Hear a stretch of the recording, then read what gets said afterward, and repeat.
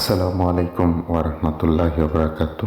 সম্মানিত ভিউয়ার্স, আজকে আমি আপনাদেরকে দেখাবো আমাদের বাংলাদেশের হবিগঞ্জ জেলার মাধবপুর উপজেলার নোয়াপাড়া চা বাগানের সৌন্দর্যের কিছু অংশ।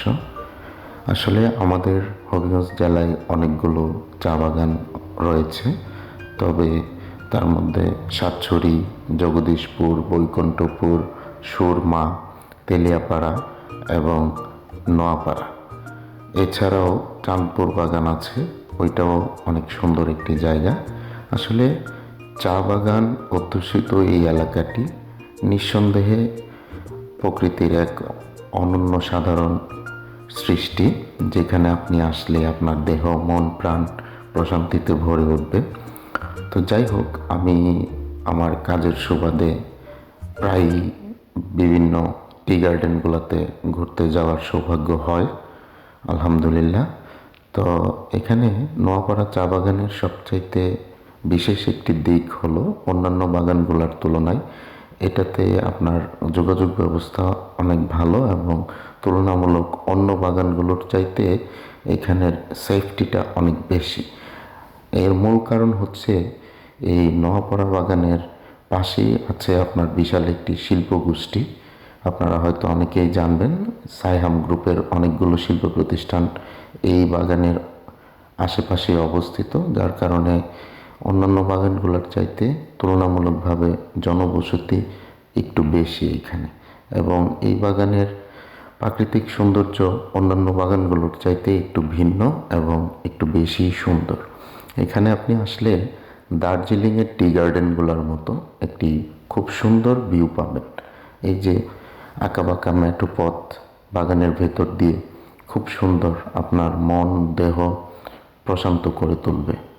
নিঃসন্দেহে একটি অসাধারণ অনন্য নৈসর্গিক সৌন্দর্যের লীলাভূমি হচ্ছে নোয়াপাড়া চা বাগান। এই যে দেখতে পাচ্ছেন কত সুন্দর ঢালগুলো আছে, পাহাড়ের ঢালের মধ্যেই মজনু শাহ রহমতুল্লাহ আলাইহের পবিত্র মাজার শরীফ।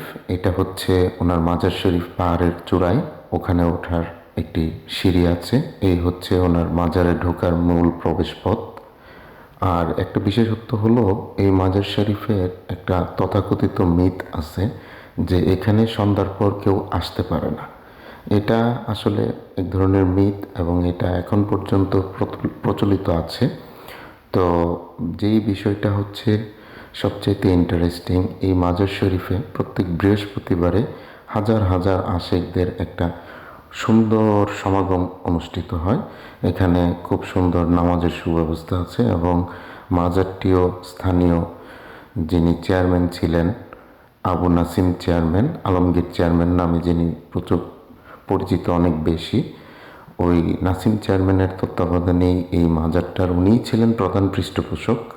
তো এখানে বর্তমানে যিনি খাদেম আছেন আব্দুল করিম সাহেব, ওই ভদ্রলোকও যথেষ্ট ভালো মনের একজন মানুষ। আমি সুযোগ পেলেই এখানে আসি, বিশেষত বৃহস্পতিবারে যখন অনেক আশেকানরা আসেন, ওইখানে অনেক সুন্দরভাবে মিলাদ কিয়াম হয়, রাসূলের শানে বিভিন্ন ধরনের সুন্দর সুন্দর আলোচনা হয়।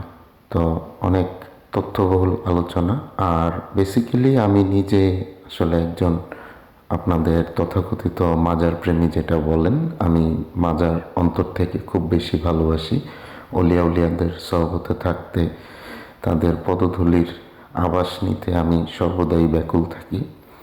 তো যাই হোক, এখানে দেখেন মিলাদ ক্যাম্প হচ্ছে, কত সুন্দর পরিবেশ, অসাধারণ একটি পরিবেশ, আপনার মনকে শান্ত করবে এবং এই প্রকৃতির ছোঁয়ায় আপনি অনেক ভালো একটা অনুভূতি নিয়ে এখান থেকে ঘুরে যেতে পারেন। পরিবার নিয়ে সময়ও কাটানো হলো, মাজারও জিয়ারত হলো। তো এখানে প্রতিনিয়তই অনেক মানুষ আসে, বিভিন্ন তাদের সমস্যাগুলা আল্লাহর ওলির দরবারে এসে বলেন। ওনার উসিলায় হয়তো অনেকেই বিভিন্ন সমস্যার কাছ থেকে পরিত্রাণ পান।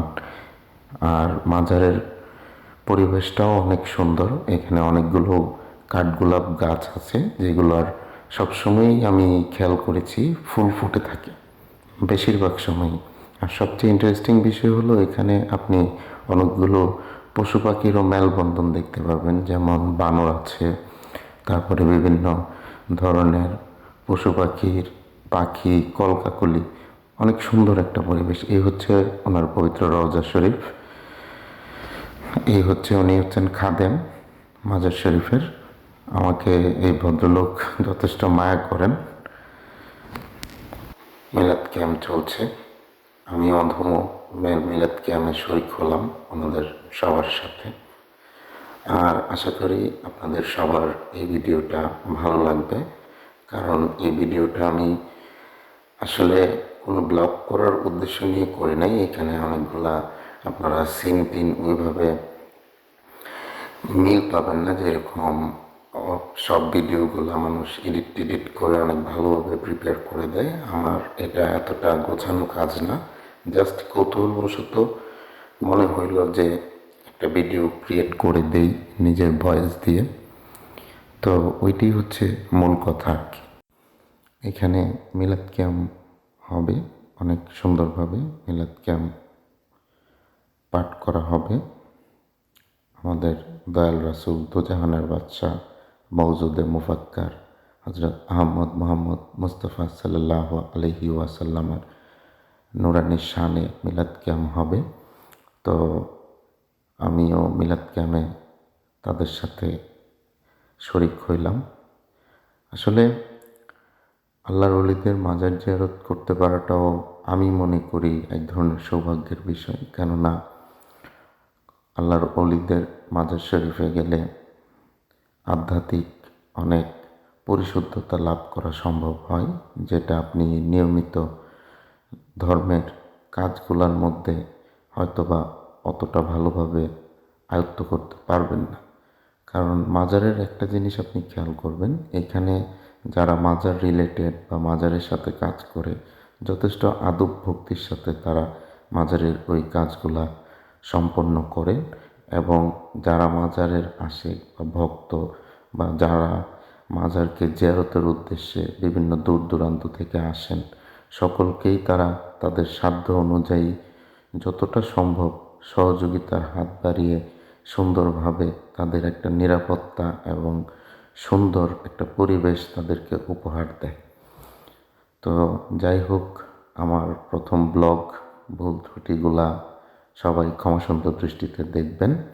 আর সর্বোপরি আমি অধমের জন্য সবাই দোয়া করবেন। আর অলি আল্লাহর বাংলাদেশ, আমরা অলি আল্লাহর শানে তাদের মাধ্যমে আমরা আমাদের এই ধর্ম নিজেদেরকে মুসলমান হিসাবে দাবি করি। তাদের শানে যেন আমরা কখনো বেয়াদবি না করি। আপনাদের সকলের প্রতি আমার এই উদাত্ত আহ্বান রইল।